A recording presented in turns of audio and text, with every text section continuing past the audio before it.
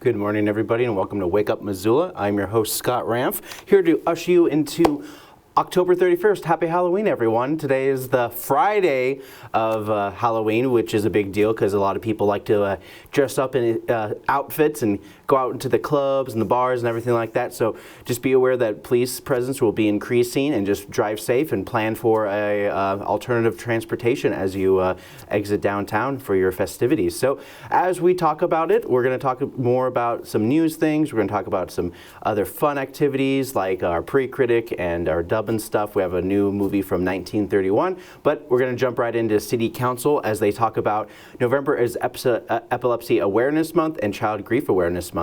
Also, the 8th day of November is Fire Eater Day, so enjoy those in the next coming weeks. We also added the public comment portion of the meeting for the first 20 minutes of City Council per request by many public folks giving more pressure to the City of Missoula. So here's James Crosby with the earliest public comments of the meeting.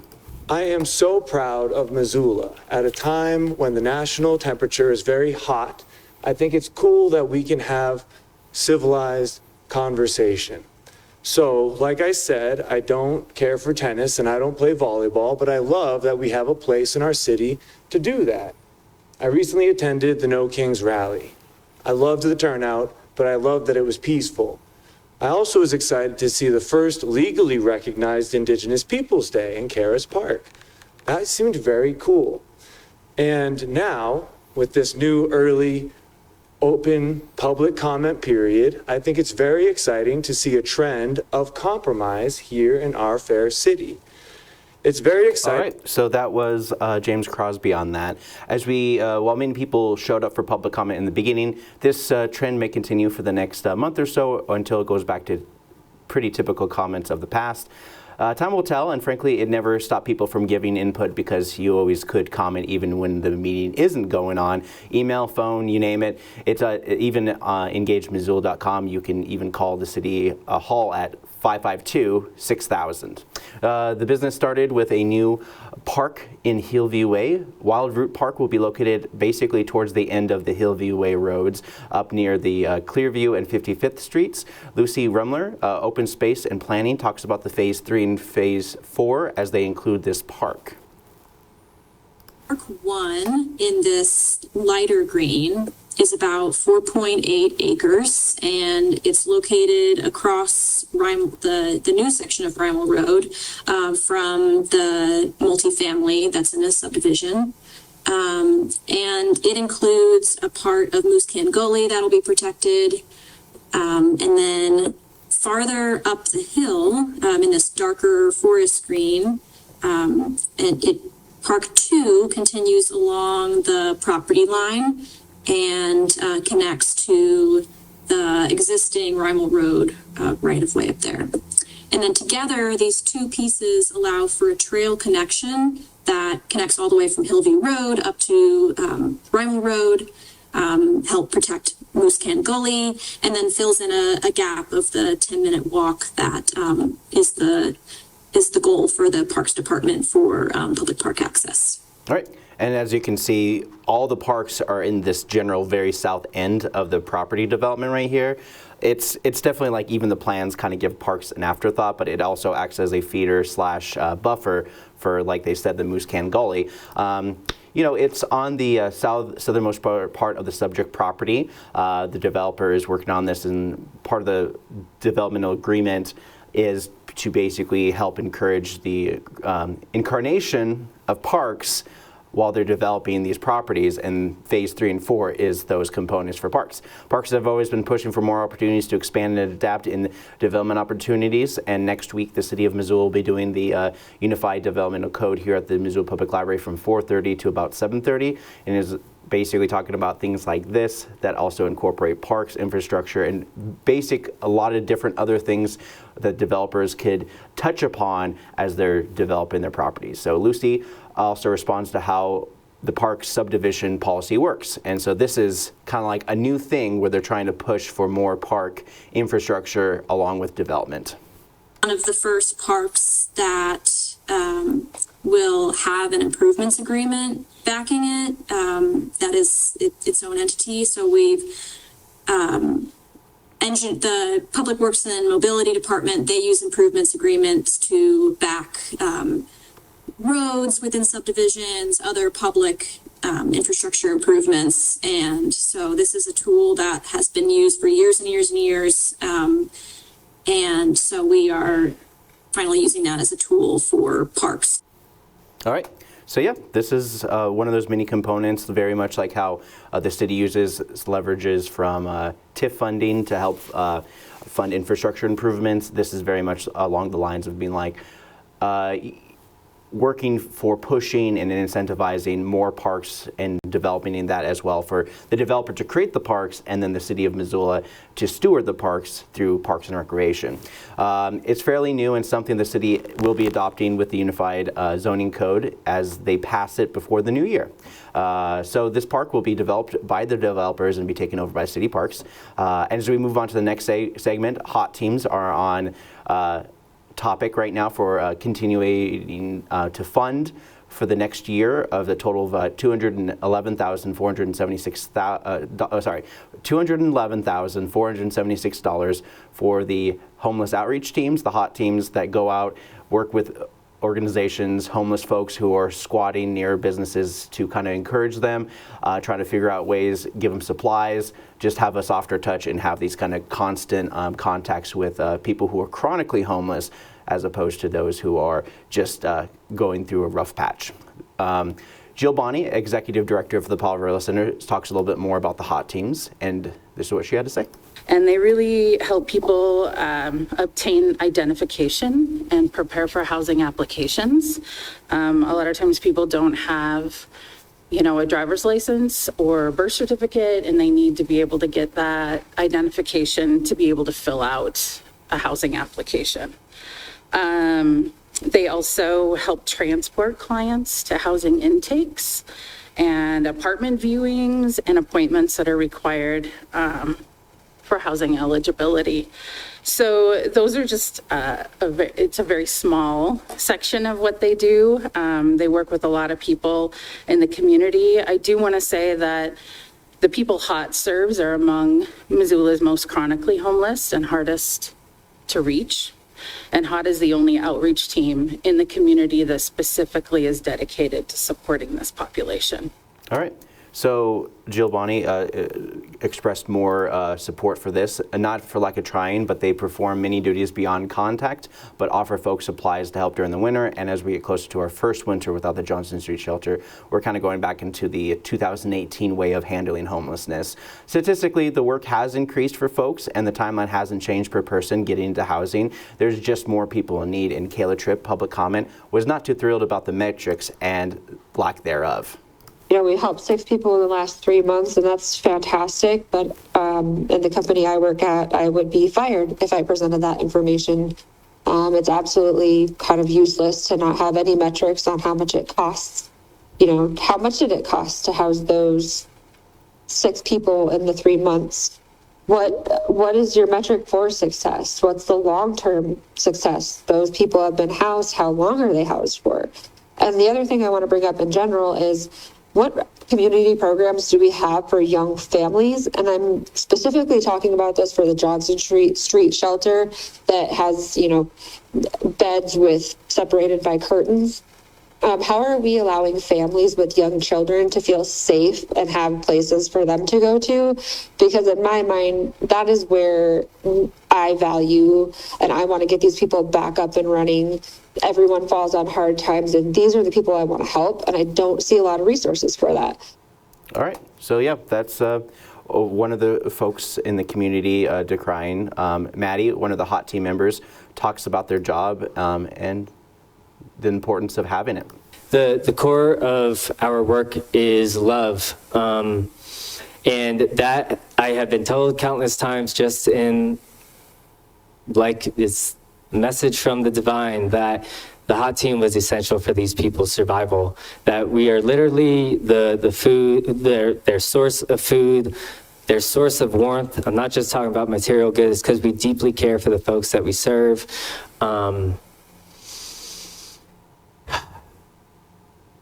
Rest in peace, Deborah Cheatham, who existed all last winter, elderly woman, 79, who experienced frostbite, and we took her to her daily infusions every day for 6 weeks, until she was housed, and then eventually passed away. All right. So that was Maddie from the Hot Teams talking more about that. And, Maddie spoke about venturing to the DMV and Partnership Health, giving folks food and basic service that would always have missed out on if these members weren't there. Sometimes people can't find sanctuary. All they need is people to lead them to them. As we continue to council comments, Bob Campbell, who's been very critical about this program in general, just based on the numbers alone, talks a little bit more about this case for the Hot Teams. There was a lot of numbers as far as engagement, insofar as contacts, but there was nothing presented in terms of outcomes, people getting employment, folks getting housed, folks getting temporary housing, no numbers on that whatsoever. And we've had the director of Poverty here tonight, not offering anything new in that regard. As was brought up last Wednesday, there are a number of other providers here in town that also go out there and engage with the community that are not on the tax paradigm. How they conduct their business, to what extent they conduct their business, that's up to them. And, how much they engage or how much they do with placement. I hope for their success. I wish for their success, but, those are up to those individual nonprofits or faith-based organizations go out there and do that hard work, do that groundwork, to hopefully get success. But, that's not on the taxpayer dime. So I think in this particular instance, we have, an accountability element here. All right. So, yeah, overall, the one thing that Bob Campbell definitely has going for him in this particular case is that there's very unclear exactly the data and the metrics that the Hot Teams were pursuing, and it seems like it's a very holistic, positive experience for a lot of it, but when it comes down to a lot of the raw numbers and things like that, it gets very unclear. So those were some of the views of Bob Campbell, who ran on the promise of lowering tax burdens, and so far the money for the homelessness really dried up over the last year just because of, like I said, I've said this many times before, America Cares Act, the American Rescue Plan, all that kind of stuff was meant to help keep people out of homelessness and get people forward on this. And then we also had that huge cost of living blow up that happened 2020, 2021, where everything just got like twice as expensive and value just went up like crazy. And we only felt the impact because of the property taxes. So last comment I got was Daniel Carlino, City Council, who spoke on behalf of the Hot Teams, and this is what he had to say. I did a ride along with the Hot Team when I first got on City Council, along with also doing ride alongs with Black Knight and all the other emergency services that we have. And what I saw was a team that has a lot of compassion and a team that is making a lot of progress. Not only getting people through today and making sure that they're able to survive and get their needs met, but the Hot Team was also working on getting people into housing in the future and connecting them to resources. So I think this is a vital city resource, and it would be very counterproductive to many of our city goals to cut funding for this team in the future. All right. So, yeah, that's kind of the wrap up for all those comments. With little fanfare, they passed the budget, so the Hot Team will continue to operate on that budget of more than $200,000. According to the rest of the meeting, City Council, we're not scheduled for this week, but enjoy plenty of new programs on MCAT. We also have a special clip from last night's Bitterroot lighting ceremony. Here is Nathan McLeod from Parks and Recreation giving us a nice little medley just for you guys. Thank you, Mayor Davis. Those of you who know me, I prepared something. This is unlike me. So my name is Nathan McLeod. I'm the Associate Director of Planning, Design, and Projects for City of Missoula Parks and Recreation. And I wanted to say a couple words mostly about the partnerships that led to this project. And fair warning, I got really creative and I have a lot of puns. So if you don't like puns, please close your ears. So first of all, huge thanks to our partners at the Missoula Redevelopment Agency and Montana Rail Link. This project really sheds a light on what strong partnerships can do, and it truly glows with community spirit. So Missoulians can light up their evenings, spark some adventure, and glow for a walk all year long, even through those famously dark winter commutes. It's a project that really connects our community, and not just with wiring. The Bitterroot Trail is the main circuit of Missoula's active commuter network and is now fully lit to guide everyone safely through the city, whether you're on an early morning jog, out for a stroll after work, or commuting year-round by bicycle. It's a project that really amps up our community connections. So here's to a project that has been a long time coming, has been a bright idea from the start, and it's awesome to finally see it shine. And with that, I just want to thank everyone for brightening my day and showing up. Nathan, give it up for so much creativity. 2-minute jam in addition to a power jam.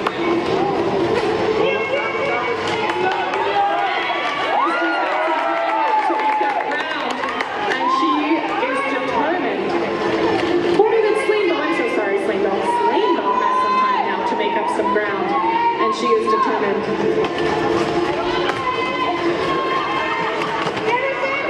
So you'll notice those south-south blockers hanging back a little bit. There's one providing a little bit of offense. Anyone who has kids or is around children, we know that this is around the time of the year, well, a couple of weeks ago, when school began. And it's always my favorite time to keep all the windows open in my house because I can hear the children after all summer long of just partying, that all of a sudden you hear, Everett, time to come in. No, Angus, time to come in. Oh, come on. Like, you got to start bringing everything back in. Party's over, summer's over, it's autumn season, and it's time to get back to protocol. So finishing those tasks, good and done. Editing anything that needs to be edited and making space, good and done. We should be focusing in on a routine for breathing, a routine for movement, a routine for making our own meals, a routine for taking care of ourselves after the meals, a routine for settling in. Autumn is actually a really great time for journaling. And if that's one of those tasks you always wish you could do, try it now, because this is the only season that you're going to be able to complete those tasks. But this is the component of it.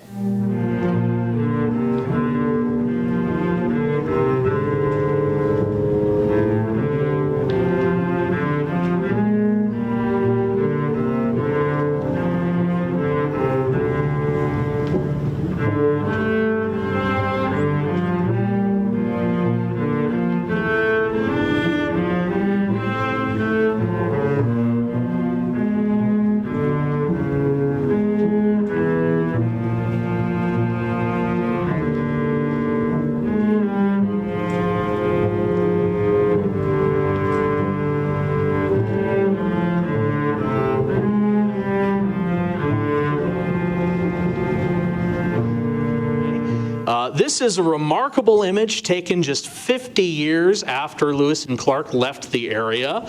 This is of a Kootenai village up on the Tobacco Plains by Eureka. And what did I tell you? The fish baskets are not that different. It's a little longer than the Hidatsa basket, but it looks pretty much the same otherwise.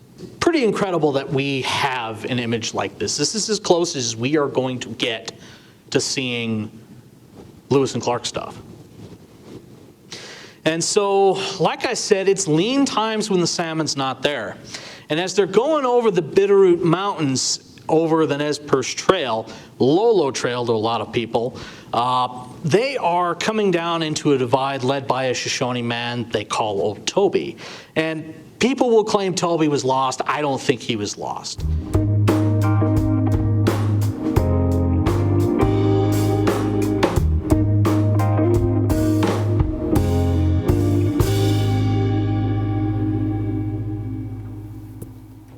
Hey guys, welcome back. Let's talk about some movies that are coming out this weekend. If you like those kind of Hollywood movies that are a little bit too on the nose about current politics and everything like this next movie is going to be exactly that. It's Begonia. Begonia stars a lady who gets kidnapped by two guys who are kind of like quasi I don't know, just whatever label you want to have somebody who's like an extreme basement dweller kind of personality, basically just making them look like a greasy male loser, and they kidnap a woman. So that's basically what you can expect for this movie, where they have and have nots as two groups of people collide in a kidnapping plot against a strong independent woman and the guys who think she's an alien up to something. Watch as Candace Owens' wet dream about calling truth to power, as the truth may be strange, but outlandish enough to convince the stranger than fiction crowds. Watch how this movie reminds you of the idea of misinformation, because movies have to remind you how reality is. Self-help. So a cult ensnares some girl's mother, and she has to infiltrate the world of nice-sounding communities that turns on you as soon as you question authority. I assume that the people in this movie have been brought into this cult, and while the trailer shows some of the neon-colored clubs scenes, enjoy one of those EDM-coded, eyes wide shut thrillers that will probably have a lot of blood and gore. Then we got Batahubal, the epic Bollywood film about many famous characters of the past, and this time it's about a strong warrior that is etched into India's history book as they tell the tale of ancient India the best way they can. Lots of CGI, good-looking stars, and plenty over-the-top action with that RRR would be proud of, because it's the same person who made that movie. Then finally we got Champions of Golden Valley. Hey, you know, who doesn't like a nice underdog story? And this one just happens to be at the fall of Afghanistan in 2021. So Afghanistan's ski adventure with kids making homemade skis. Other villages are, no way, Muhammad, Amin, or Ali. This movie is ours. I Googled most common names in Afghanistan. Relax. So Alisa Fahar will ski to find out who is the best. Whoops, their country is collapsing because it's 2021. So that's the movies that are coming out this weekend for your Halloween. If you guys are out and about and stuff like that, up next we have new Dubbin Stuff from the 1931 movie, Beau Ideal.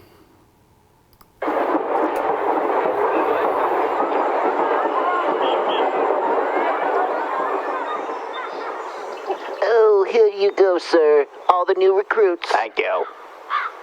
All right, everyone, line up. All right, let's take a look at you guys. Roll call. Mookie. Poochie. Ted. I'm Gary. I'm Steve. I'm here, too. I'm Bobby. I'm just happen to be here. I happen to be anywhere. Where's the monkey? I like monkeys. Nice beard. Thank you. Not you again. I'm Gary. I heard there was a buffet. Will there be any peaches here? No. My name's Frank. Ted. Michael. Hold on there a second. I got some questions for you. You're wearing quite the nice little hat. You seem a little fancy to be joining this. I won in Havana. You're a long way from Havana. About the same heat, but barely any humidity in a desert. All right, let's see what we got here. Oh, nice beard. Oh, hi. Happy to be here. Oh, nice to meet you. Cool. Oh, good. Mad Hatter looking guy over here. Zorro. And a guy with a beret. You know, I'm a bit of a Frenchman myself, but interesting. What's your deal? Oui. All right. You passed this time. All right. Well, here's the deal, everyone. We're going to play an epic game of Red Rover. Does anyone know how to play Red Rover? For those who don't, we have instructors here to give you the rundown on a case-by-case scenario. But if not, let's get going. Let's do this. So the game is very simple. You hold hands together and you try not to let the enemy break through your barrier. It's kind of like warfare, but in this case it's a lot safer. So we're not going to hurt anyone, and we're not going to rush really, really fast in the intent to hurt the opposing team. We're going to try to be as civil as we possibly can be. All right. Oh, I can't wait. Let's get going. Red Rover. We don't have much time. This seems like so much fun. This ragtag group of Red Rovers, we're going to figure it out. I thought I was going to shoot someone. Good job. All right. Yeah. Are we going to eat before? Cool.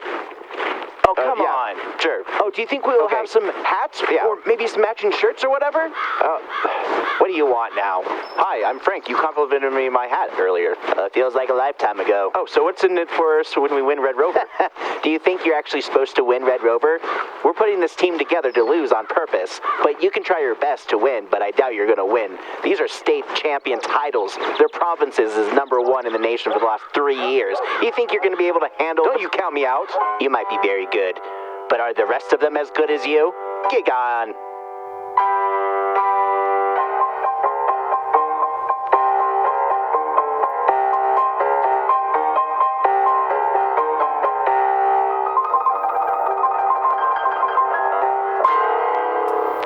everybody. Welcome back. Let's talk about some things that are happening in the news today.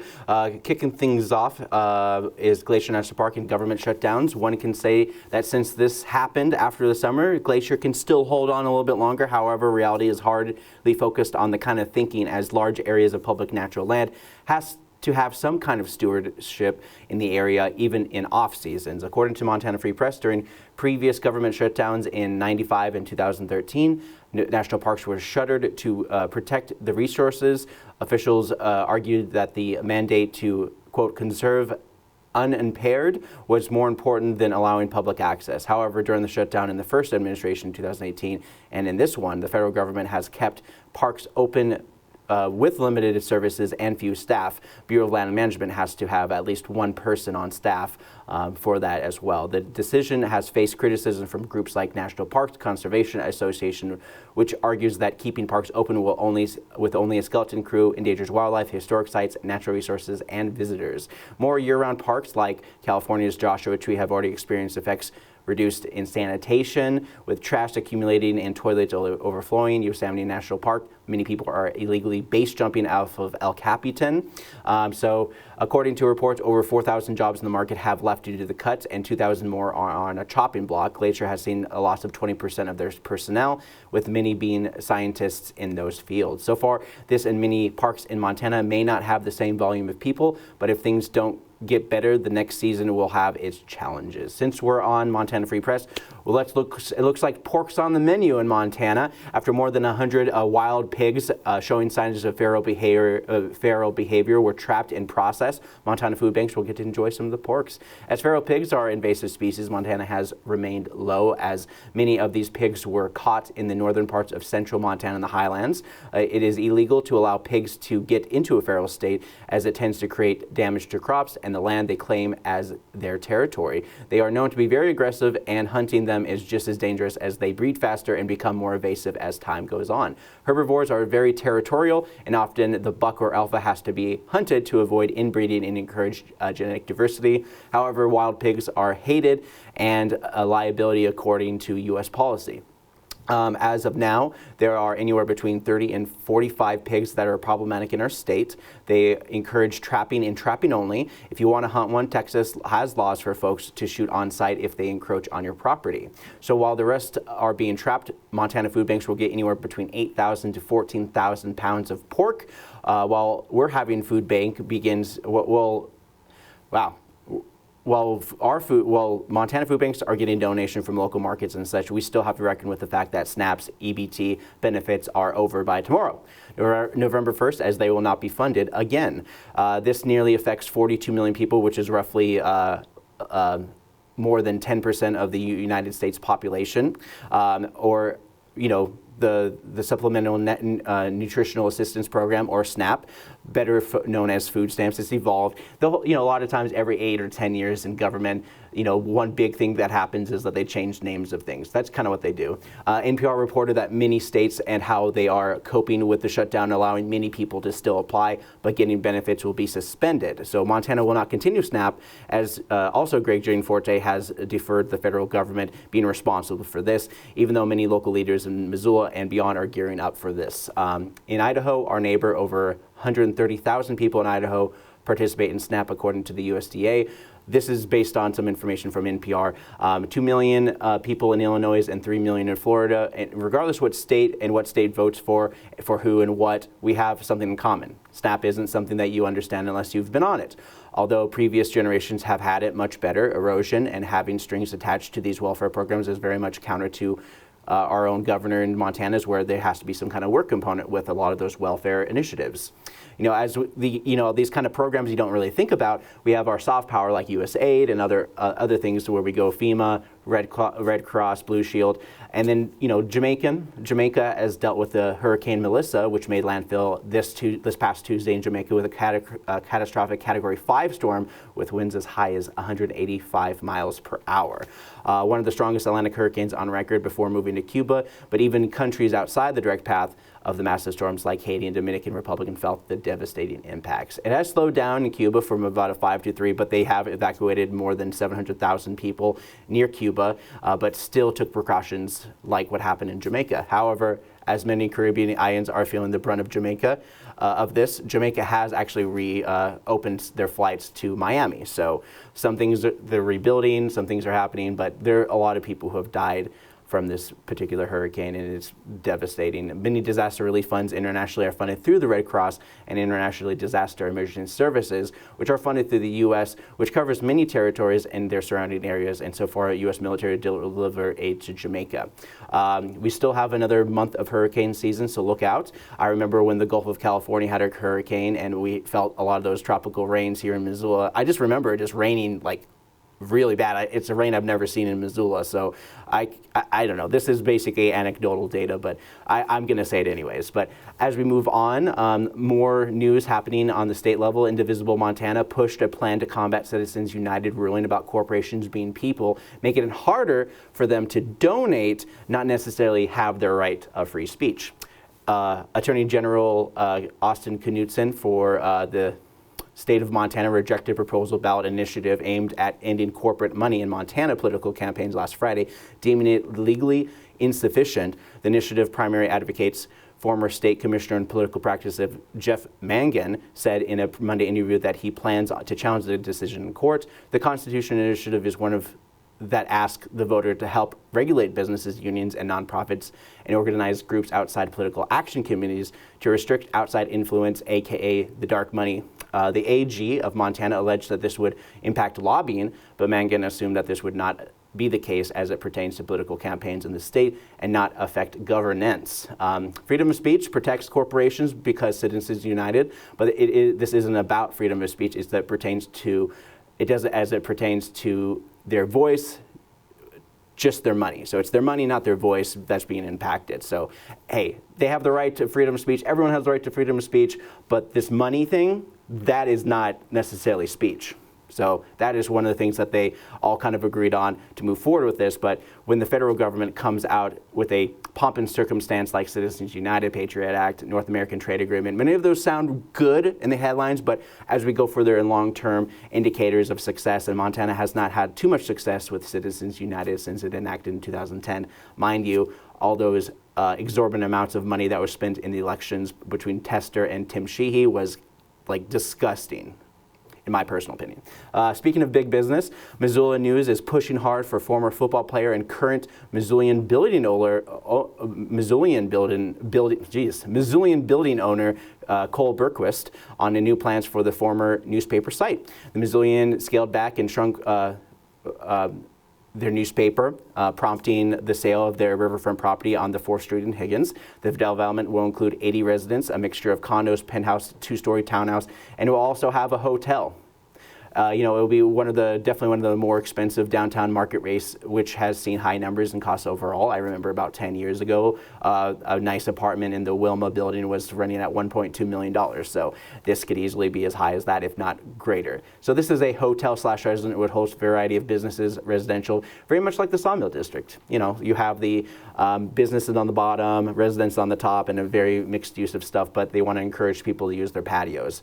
And mind you, the last attempt had to deal with Aaron Wagner, who was indicted on wire fraud and money laundering charges by a grand jury, and he was Berquist's former partner. So that was back in 2021. There was a lot of back and forth. Not to mention one of the bigger things about this had to do with the critiques that Wagner made about Missoulians, and there was like a social media kind of backlash and back and forth. And so, so it's very interesting to have that kind of thing. But I also, they're working with Hawkins, which is a Boise-based developer, and you got to understand that, Missoula's growing like crazy to a certain degree, and many of the local developers, like WGM Group is a prime example of local developers stretching themselves with their partnership with the city of Missoula, working in 9 projects.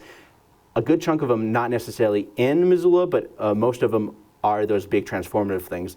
There's this constant critique of outside developers, and I get it. We'd rather have more local business representative, but some of these projects far outweigh the demands of the city, essentially going through a probationary period of growth from a small city to a major epicenter of culture and tourism in Montana. Building a hotel in Missoula is never for locals, but it allows for a larger tax base to grow, and many departments from roads, parks, and urban renewal districts that go into invest MRA and their TIF funding, tax increment financing, and for those dollars to help pad out affordable housing.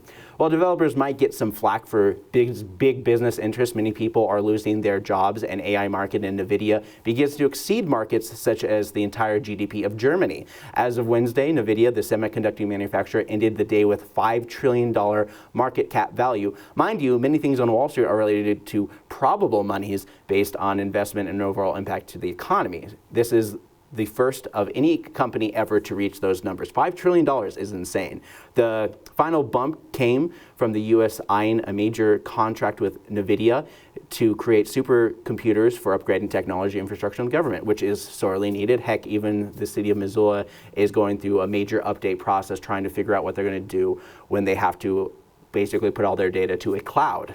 And so when you get a cloud, you also have to have access to the cloud. And that's one of the big things about ramping up these new technologies. But as we're talking about this, new technology, automation, making things a lot easier for people to apply for permits, all these kind of things. Amazon is laying off 14,000 employees in favor of this automation and online AI helpers, mostly dealing with the fact that these are more white-collar jobs, the call centers, the jobs in which you ask and have feedback. And so these are like AI helpers. So if you go on Amazon, you have a little chat. Most of those folks, most of the things on that side is the AI trying to help you with your buying of your crap from Amazon, essentially. Sorry. Anyways, Applied Materials, Santa Clara giant that sells tech for semiconductors manufacturing to the world's latest chip makers, is also laying off 4% of the staff, which is roughly about 1,400 workers of their 35,000 people staff of high-paying jobs. Fewer jobs offer and opportunities as companies look to replace entry-level positions. While the headlines say 14,000 Amazon jobs, it can be as much as 30,000, if not more, in the future. Google itself has at a quarter earnings of $100 billion, which goes to show you that many of these businesses are doing just fine, yet cuts keep happening. The business model is getting more money after year, and to have targeted employment and to squeeze every penny for the ultimate goal of profit margin for the investment. Because if you can't make more money, you're considered a failing business. So that's kind of like this skew thing that kind of started happening in the 80s, and now we're kind of seeing the fruits of that. That the trees starting to bear fruit, and it's like, yeah, we have a lot of more money and all that kind of stuff, but the economy feels so top heavy, and there's like no workers to help support, and there's not going to be many investors in the future because nobody has enough money to invest. So it's kind of funny in a way where it's like even like the rich people are starting to act poor just so they can actually have the solid number without going from $1 billion to $999,999,999.99. They don't want to lose that one penny. Kind of crazy. All right, so let's see. Do I have any clips I want to show you guys? No. All right, I'm going to jump ahead, and we're going to go over to some events that are happening in the city of Missoula. It is Halloween. A lot of fun stuff happening this weekend and more. We have that used book sale going on today and this weekend, starting at 10 a.m. at Heritage Hall on the eastern end of Historic Museum at Fort Missoula. This is their big fundraiser to help generate some income for their programs and activities at the museum. They sell by the inch, and high-value books are marked. Other than that, happy Halloween, and enjoy all these spooky-themed events happening today.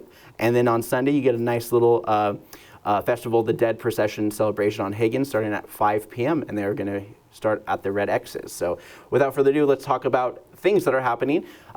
Missoula Public Library is hosting an Install Linux Mint over Windows 10 lesson. So for those of you who don't know, Windows 10 will not be continuing after today. So if you have Windows 10 and you haven't been thinking about it, basically the library is showing people how to install Linux Mint over Windows 10 so they can keep running a lot of that stuff. So today is the last day to enjoy Windows 10 on Microsoft. They just stop updating their service and stuff like that. So it's interesting, but Missoula Public Library will be doing that today, and probably closer to the future as it goes on, because there's going to be a lot of people who are going to be reactive to this thing, because they didn't know Microsoft basically stopped supporting this Windows 10 in I think it's like mid-October. I think it was like the 16th, where they're just like, no more updates, we're done, we're moving on. Because the rollout of Windows 11 was a complete disaster, and nobody's like, what is this crap? And that's why people kind of stuck with Windows 10 and refused to update. And yeah, this is kind of like one of those kind of like forced updates in a way, if you really think about it. But anyways, let's talk about other events that are happening. Tiny Tales today at 10:30 a.m. It is a great, it's a great weekly activity for kids 0 to 5 to learn to read. Butterfly release at the Missoula Butterfly House starting at 11 a.m. They have a bunch of fun stuff there as well. They're also doing a bug eating benefit tonight as well. Lunch services at the Missoula Senior Center, or you can go to the Poverello Center. The Poverello Center is a great stop for many people who have food insecurity, and you can always go to the food bank. They also have some good support systems there. Watercolor and yarns. This is on the 4th floor of the Missoula Public Library. It's a great way to get your arts and crafts going. Home Resource, open workshop at 12:30. Home Resource, this is every Friday at 12:30, it seems like now. It seems like a new budding new service that's happening for people to bring in their old broken stuff to have them fixed. I believe you do have to take some kind of tool class beforehand, but you can always call ahead. All Abilities Art Club at Base, and so this is at the people with living with disabilities gather up, get some information about how to help their circumstances and beyond, and also create community through art. Brown Bag and Bones, paleontologist Jason C. Poole is at the Natural History Center, showing people about all of them bones and the owl palettes and all that fun natural history stuff. Spooky Science at the Spectrum. It's a guided activities in the museum from 2 to 5 p.m. Tuesdays through Saturdays, and they're doing spooky science. It's a drop-in, so enjoy it. Young Adult Writer Group here at the Missoula Public Library at 3:30 p.m. Get some constant critiques and looking at how you can improve your writing. Halloween Trunk or Treat at Rooster Cafe. This is off of Reserve Street on that one little cafe that they have there. Halloween Trunk or Treat description, family friendly fun. Join the, sorry, I'm on autopilot right now. Okay, wake up. Anyways, they're also doing a crappy Halloween contest at 5 p.m. at DraftWorks tonight. K-Pop Demon Hunters is playing at the Roxy all week long, kicking off with their first showing at 5:15. Montgomery Distillery Haunted Halloween Party. Starting at 5:30 p.m. Tango Dance Party, Montana Moonlight Studios at 6 p.m. Bug Appetite at Missoula Butterfly House and Insectarium. The Missoula Butterfly House and Insectarium is partnership with A Movable Feast to present a unique dining journey exploring etymology, otherwise known as eating of insects as food, where every dish is a delicious 5-course meal contained in arthropod components. Stretch your horizon, you just might be surprised. Who knows? Like people like those barbecue crickets. Those seem to be a really popular thing. Live music from Half Flaps will be playing at 10 Spoon Winery at 6 p.m. Halloween Lowlights and Heavy Beats Flow at Ritual Yoga at 6:30 p.m. Scare O-Line Halloween Hoopla at Free Cycles Missoula starting at 6:30 p.m. And I know Free Cycles always puts on great parties. It's definitely one of those barn burners. MCT Youth Series. MCT's going to be performing Beetlejuice Jr. this weekend. So they kind of write the old IP for audiences, and a lot of times they premiere these things here in Missoula, and then they go off and they have them perform at many of their locations with the Little Red Trucks. Necromanics at the Wilma's playing some rock music at 7 p.m. With a name like that, you know it's going to go hard. Hill Haunting Blacklight Painting Class at 7 p.m. The Pack Strings at Cranky Sam at 7 p.m. Anything Goes that play is going to be wrapping up this weekend. It's their last weekend, and their last show is on Sunday at 2. Halloween Beer Run is at Cranky Sam. They're doing a fun run starting at 7:30 p.m. tonight. Josh Farmer is going to be a feature at the Old Post at 8 p.m. Nightmare on Front Street, the Dram Shop, is hosting their Halloween event at 8 p.m. Elephant Gerald's Halloween Dance Party at Stave and Hoop Speakeasy at 8 p.m. Too Spooky Halloween Dance Party at Suite 2 at 8 p.m. Kinktober, this is on basically right next to the Rooster Cafe, Boundless Gatherings. I guess they're a BDSM group, and they're doing a Kinktober Halloween party at 8 p.m. Halloween with Joan Zen Band at 9 p.m.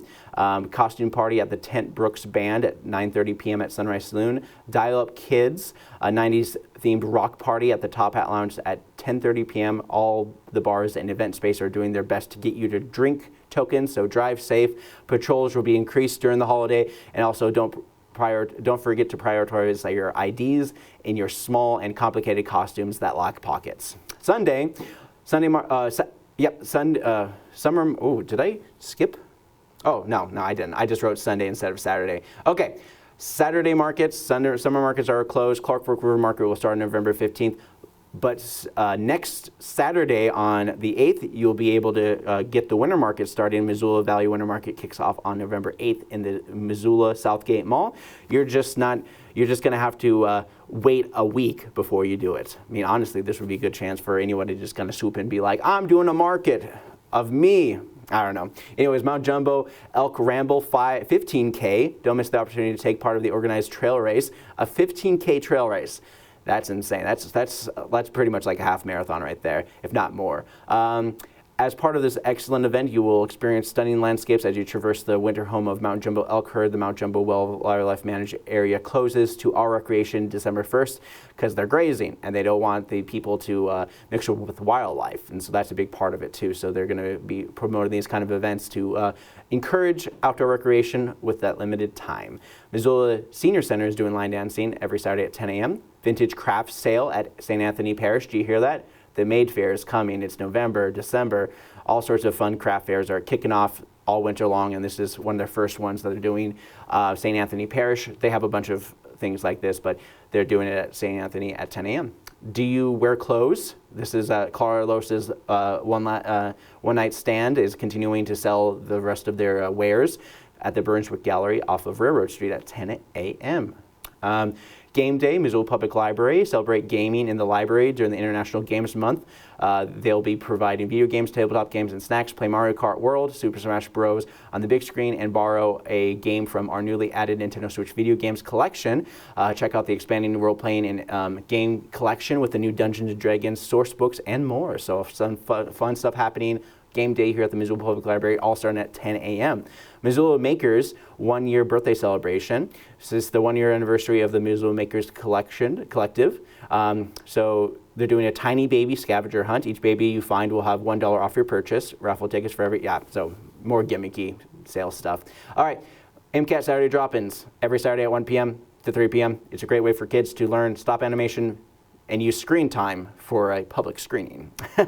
Teen Open Studio at 10 a.m. Teen Open Studios at 1 p.m. at the Missoula Art Museum. Saturday Kids Activities, Ice Age Animals will be at the Confluence Center at 1 p.m. The Confluence Center will be thrilled to present the 3rd annual traditional Dias de los Muertos, where you get to enjoy a multi-day of celebrating and honoring Latin American tradition and enjoy this time with our community. And so that's Saturday, November 1st, and actually Sunday, November 2nd, as it leads up to the events that happen on Sunday. Santa's arrival at the Bass Pro Shop. Bass Pro Shop will be hosting Santa at 5 p.m. tomorrow. Outlaw and Lawman at Jack Saloon playing country at 7 p.m. Missoula Symphony Orchestra is going to be in Denison Theater at 7:30 p.m. Folklore Society at 8 p.m. The Ballroom. Solid State Karaoke at the West Side Lanes. Uncle Funk is going to be performing at Union Club. Trent Brooks Band is at Sunrise Saloon. And wrapping up your Saturday is Chris Moon at the Badlander at 10 p.m. Sunday, getting back to basics, college essay workshops facing the final draft. Clark Fork Prep. If you're trying to write a good essay and you probably have struggles with writing, most people do, 1 p.m. Clark Fork Prep is doing it. Get Lit program series, Pain Savvy Health Literacy, and Missoula Public Library hosts a support group and information group for folks who are dealing with chronic and persistent pains, and this is help, and they also do like a light walk to kind of encourage people to move. Missoula Symphony Orchestra is going to be performing at the Denison Theater at 3 p.m. on Sunday as well. And then we have the pinball tournament Odd Pitch at 4 p.m. They got all those fun pinball machines there. Festival of the Dead procession and celebrations at downtown Missoula. I talked about it.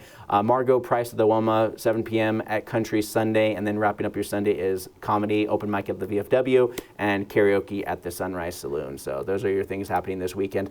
And I get off a little bit early this morning. So I want to thank you guys for joining me. And for Wake Up Missoula, I'm Scott Ramf. I hope you guys have a wonderful weekend. I hope I will.